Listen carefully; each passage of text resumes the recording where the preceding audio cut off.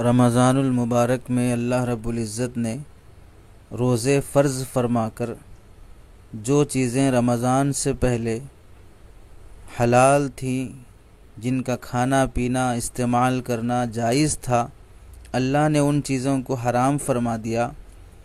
صبح صادق سے لے کر غروب آفتاب تک۔ اس میں غور کرنے کی بات یہ ہے کہ جب حلال چیزیں حرام ہو گئی تو پھر جو چیزیں پہلے سے حرام تھیں وہ کس قدر حرمت کے اعتبار سے بڑھ جاتی ہیں اور ان میں کس قدر شدت پائی جاتی ہے، وہ کس قدر اور مزید حرام ہو جاتی ہیں۔ جب بندہ حلال چیزوں سے رک جائے تو حرام چیزوں سے بدرجہ اولیٰ احتیاط کرنا ضروری ہے۔ روزے کا مقصد ہی یہ ہے کہ بندے کے اندر تقویٰ پیدا ہو۔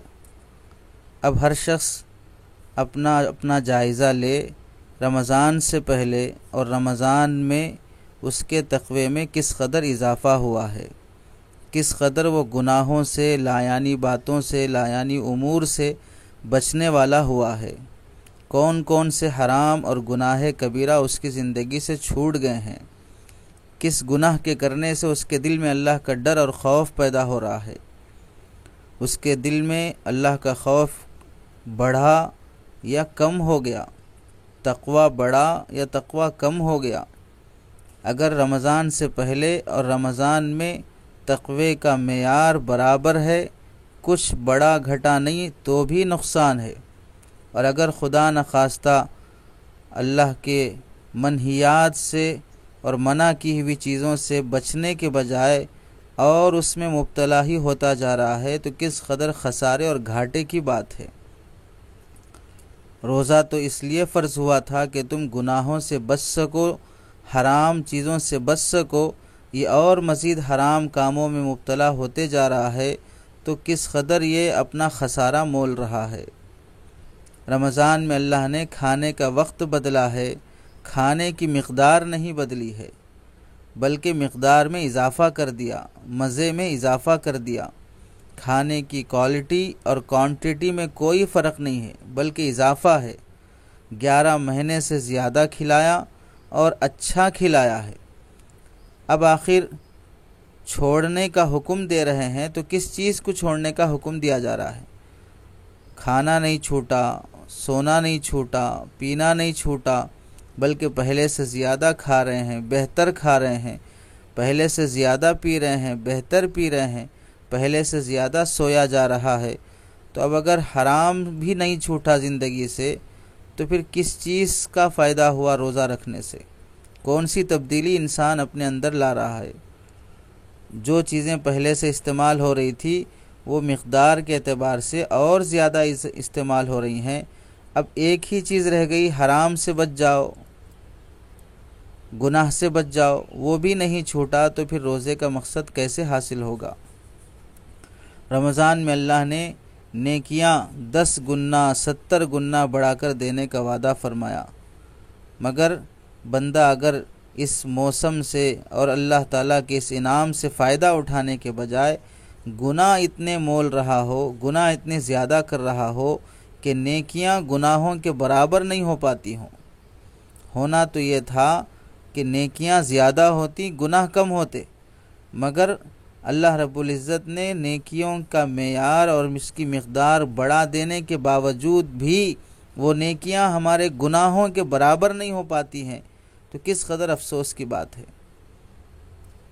ہونا تو چاہیے جب نیکیوں کو اللہ نے دگنا تگنا 70 گنا تک بڑھا کر دینے کا وعدہ فرمایا، اضعاف مضاعفہ ہو جانے کے باوجود گناہ نہیں گھٹ رہی ہیں، نیکیاں نہیں بڑھ رہی ہیں تو کس قدر خسارہ اور کیا حشر ہوگا بندے کا۔ زندگی بھر کی محنت کا نتیجہ یہ ہونا چاہیے کہ حسنات غالب رہیں، سیئات مغلوب رہیں۔ کم از کم رمضان میں تو یہ بات پائی جاتی کہ ہم اپنی نیکیوں کو گناہوں کے مقابلے میں زیادہ کر لیتے تاکہ اجر و ثواب کے لحاظ سے، قرب الہی کے لحاظ سے کوئی نہ کوئی عمل ایک بہانہ بن جاتا۔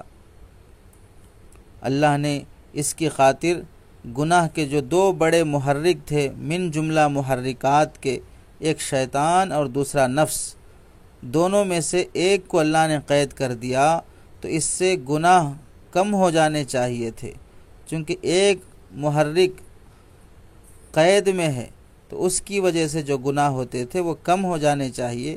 البتہ نفس ساتھ میں ہے، اس کی وجہ سے گناہ ہوں گے، ختم تو نہیں ہو سکتے، لیکن رمضان میں غیر رمضان کے مقابلے میں کم ہو جانا چاہیے۔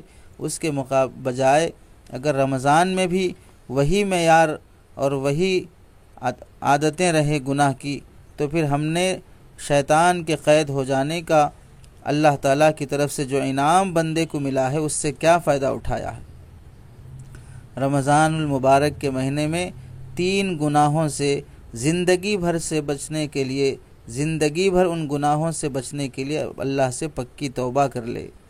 ایک گناہ جھوٹ بولنے سے توبہ کا، دوسرا گناہ غیبت کرنے سے توبہ، تیسرا گناہ حرام کھانے سے توبہ۔ جھوٹ آج معاشرے میں شیر مادر بن چکا ہے۔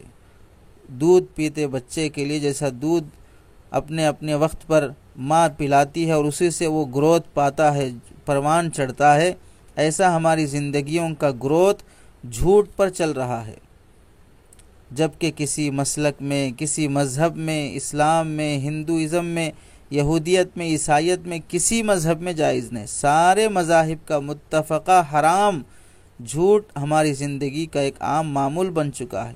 شریعت میں تو بچوں سے بھی جھوٹ بولنے کو ناجائز قرار دیا گیا ہے۔ آج مذاق میں اور ایک دوسرے کے معاملات میں اور سیریس میٹر میں بھی آدمی جھوٹ کا سہارا لینے لگا ہے۔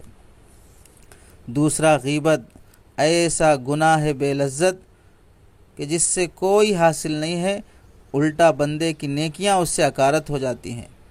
منہ پر بولے کسی کے اس کے عیب تو وہ کچھ اپنا دفاع کر سکتا ہے، صفائی پیش کر سکتا ہے، اس کے پیٹھ پیچھے اس کے بارے میں برائی بیان کی جائے گی جس کا اسے خبر تک نہیں ہے، علم تک نہیں ہے۔ ایسے وار کا انسان کیا جواب دے گا، اپنے آپ کو کیسے بچائے گا جب اس کے بارے میں بولی جانے والی برائی کا اس سے علم تک ہی نہیں ہے، وہ اپنے بارے میں صفائی کیسے پیش کرے گا؟ اس لیے حضرت تھانوی رحمۃ اللہ علیہ فرماتے ہیں، کسی کا نہ اچھائی سے تذکرہ کرو نہ برائی سے تذکرہ کرو۔ وہ اچھائی ہی کیا ہے جو برائی تک لے جائے، جو اچھائی برائی تک پہنچاتی ہو وہ برائی ہی ہے جو نفس و شیطان اسے اچھائی بنا کر پیش کرتا ہے۔ بات بعض مرتبہ اچھائی سے شروع ہوتی اور برائی پہ ختم ہو جاتی ہے، اس واسطے اپنے میں رہو، اپنی برائی اپنی اچھائی دیکھو، دوسروں کی نہ برائی کے پیچھے پڑو نہ اچھائی کے پیچھے پڑو۔ تیسرا گناہ حرام کھانے سے، جب سارا دن اللہ نے حلال سے روکا ہے، خدا نخواستہ کوئی بندہ افطار کے موقع پر حرام مال سے افطار کر رہا ہو تو کس قدر تعجب کی بات ہے۔ دن بھر تو حلال کھانے سے روکا، دن بھر تو زمزم پینے سے روکا، دن بھر تو عجوا کھجور اور مکے کے کھجور، مدینے کے کھجور، پاکیزہ برکت والی چیزیں کھانے سے روکا، اور شام کے وقت حرام مال سے افطار کر رہا ہو تو کس قدر خسارے کی بات ہے۔ رمضان المبارک کا پورا مہینہ حلال چھوڑنے کی ترغیب دی گئی، ٹریننگ دلائی گئی، غیر رمضان میں حرام نہیں چھوٹ پایا، رمضان میں حلال چھوڑ دیا، غیر رمضان میں حرام چھوڑنے تیار نہیں ہے، تو کس قدر افسوس ہے۔ اب لوگوں میں مزاج بنتا جا رہا ہے کہ اب حلال کہاں مل رہا ہے، ہر جگہ حرام ہی حرام ہے، جھوٹ، دھوکہ، سود، فلاں فلاں، اس واسطے اب نہیں کہہ سکتے کہ حلال کہاں ملے گا۔ یہ بات بالکل غلط ہے۔ اللہ نے بندوں سے خطاب فرمایا، کلوا من الطیبات واعملوا صالحا، کہ حلال اور پاکیزہ چیزیں کھاؤ۔ جب یہ حکم باقی ہے تو مارکیٹ میں، سماج میں حلال باقی رہنا ضروری ہے۔ اللہ بندے کو تکلیف ما لا یطاق، جو بندہ برداشت نہیں کر سکتا اس کا حکم نہیں فرماتے ہیں۔ اس کا مطلب یہ ہوا کہ حلال مارکیٹ میں نہیں ہے لیکن پھر بھی اللہ کہہ رہے ہیں کہ حلال کھاؤ۔ تمام علماء، اہل اللہ، ائمہ حرمین سب کیا نعوذ باللہ حرام کھا رہے ہیں۔ حرام کھانے والوں کو اللہ تعالیٰ اپنے حرمین کا امام مؤذن بنا رہے ہیں۔ اصل بات یہ ہے کہ ہمارا نفس حلال تلاش کرنے پر آمدہ نہیں ہوتا ہے۔ حضرت مولانا مظفر حسین صاحب رحمۃ اللہ علیہ، کبھی کبھار کوئی شخص دھوکہ دیتے ہوئے بھی انہیں حرام کا لقمہ، حرام کی دعوت کر دیتا تھا تو 2-4 منٹ کے بعد ہی الٹی ہونا شروع ہو جاتی تھی۔ ایسے نیک بندے پائے جاتے تھے جو حرام سے اس قدر طبعی نفرت ہو چکی تھی۔ اس واسطے اس مہینے میں ان 3 گناہوں سے پکی توبہ کر لے۔ اور بھی گناہ زندگی میں ہوتے ہیں انسان کے، آہستہ آہستہ ہر گناہ کی فہرست بنا کر ایک ایک گناہ اپنی زندگی سے چھوڑنے کا آدمی پکا ارادہ کر لے۔